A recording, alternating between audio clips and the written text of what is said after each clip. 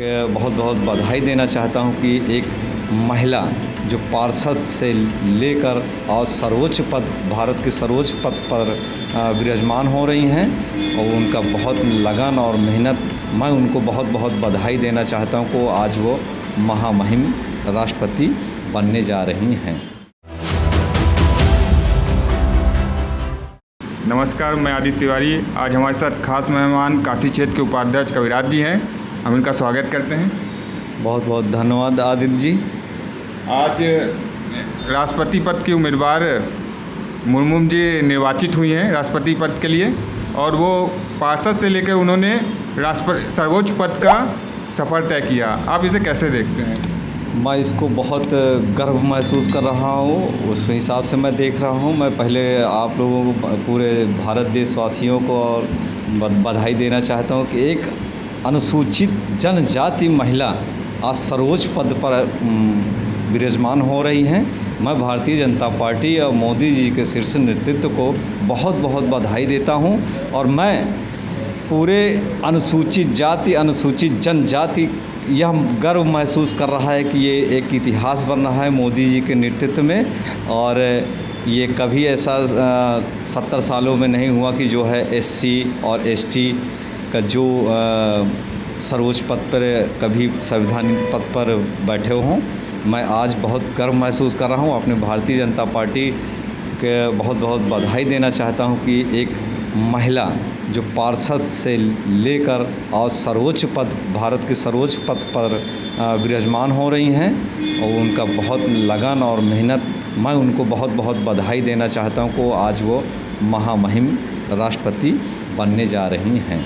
आपको क्या लगता है इनके निर्वाचित होने से आदिवासी महिलाओं की आवाज़ प्रमुखता से उठ पाएगी? जी जी, बिल्कुल बिल्कुल। देखिए, ये हमारे भारत देश में महिलाओं का बहुत सम्मान मिलता है और सशक्तिकरण के लिए हमारे मोदी जी जाने जाते हैं। भारतीय जनता पार्टी के जो इस समय प्रधानमंत्री हैं, मैं उनको बहुत बहुत धन्यवाद देना चाहता हूं कि ऐसे महिला को ले आके सर्वोच्च पद पर बैठाए हैं। और वो महिलाएं नहीं, पूरे देश के लिए जो है गर्व की बात है। और जो उनके बन सकेगा वो अपना कार्य महिलाओं और पुरुषों के दोनों के लिए काम करेंगी। अब हम मान सकते हैं कि राष्ट्रपति का दरवाज़ा आम लोगों के लिए खुला रहेगा। जी जी जी, ये भारतीय जनता पार्टी के उसमें ही संभव है और किसी अन्य पार्टी में नहीं है, क्योंकि अन्य पार्टियों में जो है वो परिवार पार्टियां हैं, जो उनके पिताजी चलाते हैं, फिर उनके बेटे चलाएंगे, उनके बहू चलाएंगे, उनके नाती चलाएंगे।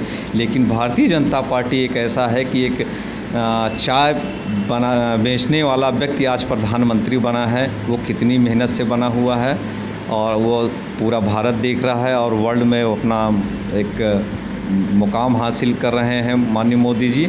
और कोई भी व्यक्ति भारतीय जनता पार्टी में कब किस शीर्ष स्थान पर बैठ जाए, ये कोई नहीं कह सकता कि इस पार्टी में परिवारवाद है।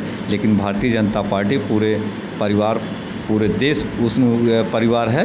मैं इनको बहुत अच्छी तरह से जानता हूँ। भारतीय जनता पार्टी के लोग जो हैं या कोई भी कार्यकर्ता है या कोई आम जनता मेहनत करके उसको शीर्ष नेतृत्व पहुंचा सकते हैं। और ये हमारे स्वर्गीय पंडित दीनदयाल उपाध्याय जी का ये सपना था, जो आज हम लोग देख रहे हैं कि उनके सपनों को पूरा हमारे भारतीय जनता पार्टी कर रही है, मोदी जी कर रहे हैं। वो विपक्ष का उम्मीदवार एनडीए के उम्मीदवार के सामने कहीं टिक नहीं पाया, तो आप किस तरह देखते हैं?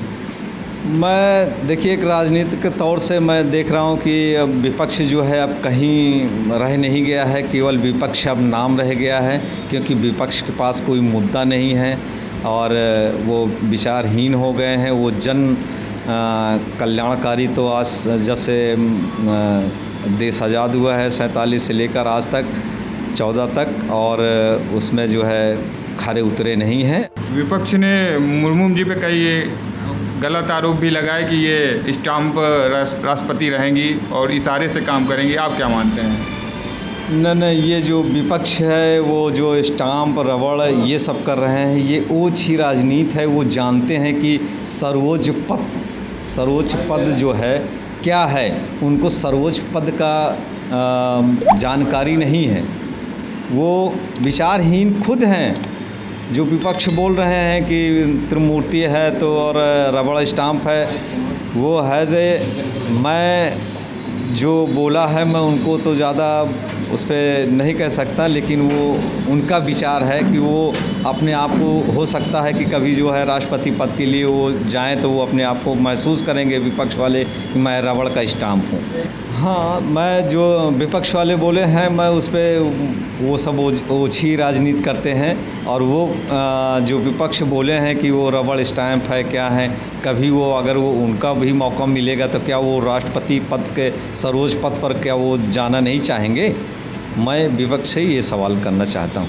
तो आप मानते हैं कि ये निरपेक्ष रूप से कार्य करेंगी, सत्ता और विपक्ष को नहीं देखेंगी? बिल्कुल, ये जो सर्वोच्च पद है ये कोई भेदभाव से काम नहीं, पूरे भारत और पूरे देश के लिए वो अपना काम करेंगी।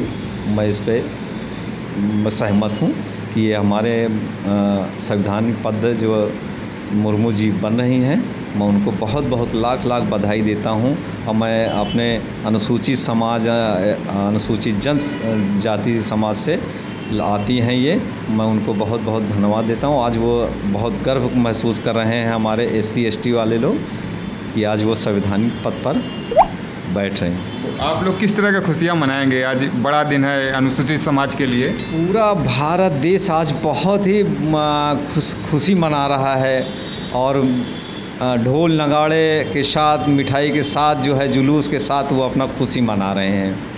भाजपा ने तो तैयारियां की हैं, निर्देश भी दिया है अपने कार्यकर्ताओं को कि जगह जगह पे उत्सव मनाया जाए। आज खुशी का माहौल है तो क्यों नहीं खुशी में खुशियाँ मनाएंगे कि हमारे एक ऐसी महिला जो है इतना मेहनत करके और आज संवैधानिक पद पर बैठ रहे हैं भारत के, तो खुशी का है ही है समय की जो है मनाने का।